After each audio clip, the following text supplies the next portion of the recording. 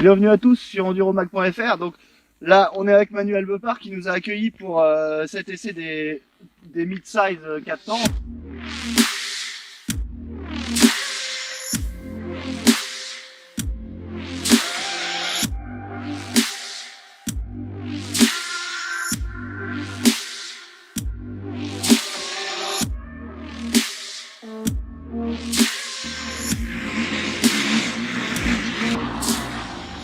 On va le faire dans l'ordre, on va commencer par la Honda par exemple. C'est quand même une moto dérivée de la moto de cross, on va dire. Donc pour moi, super bien dans le spécial. Ouais. C'est vrai que c'est avec celle où je me sens quasiment le mieux pour attaquer comme il faut. Après, je parle voilà, à un niveau, on va dire, élite. Ouais. Ça ira pas forcément à des pilotes peut-être avec un niveau un peu en dessous. C'est quand même une moto rigide. Le moteur, c'est déjà un peu en dessous des 3,5 puisqu'il y a 50 ou moins. Donc tu le sens un peu sur les barres régimes, tu vois, elle est un peu faiblarde. Et après, bon, elle part bien. Non, c'est quand même une bonne moto. Donc c'est une moto que tu conseillerais plutôt quand même à des gars qui veulent faire la ligue ou voilà. Ouais, après, déjà un petit niveau quand même. Bah, disons qu'on l'a vu dans les chemins, sur la boucle, il y a quand même pas mal de cailloux, ce qu'on a fait hier. Et bah, c'est moins confortable qu'une KT, qu'une Husky, et on sent que ça tape, on sent que c'est rigide. C'est une moto pour aller vite en fait. KT et Husky, on va les mettre un peu les deux. Pour moi, elles sont quand même assez proches, même s'il y a quand même quelques différences. Pour moi, la KT est un poil en dessus de l'Husky. Ouais. Tu vois, les suspensions sont pour moi un peu meilleures sur la KT, un poil plus rigide. Ouais, après, je vais repartir là-dessus. C'est vrai que moi, je demande des motos qui soient quand même assez rigides pour faire des chronos. Parce que je fais ça depuis longtemps. Bien sûr. Je regarde un peu moins l'aspect, on va dire, confort, balade. Mais c'est vrai que c'est une moto qui ira super bien à des mecs qui vont partir en balade pour des longues balades sur 2-3 jours. C'est des motos qui sont quand même assez confortables dans les chemins, on sent pas les cailloux. Par contre, c'est ce que je disais hier, pour vraiment attaquer, on commence à faire talonner assez vite. C'est plus une moto de balade. Ouais. Les deux d'ailleurs. Hein. Le ski presque, c'est presque un peu plus mou que la KT. C'est ça, c'est ce que je voulais. La KT est un peu plus racing que le ski, qui fait vraiment balade quoi.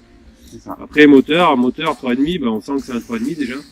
Elle part plus vite, même si j'ai ressenti presque sur les deux moteurs. Presque un peu violent, tu vois. Presque un peu fort d'un coup, tu vois. Ouais.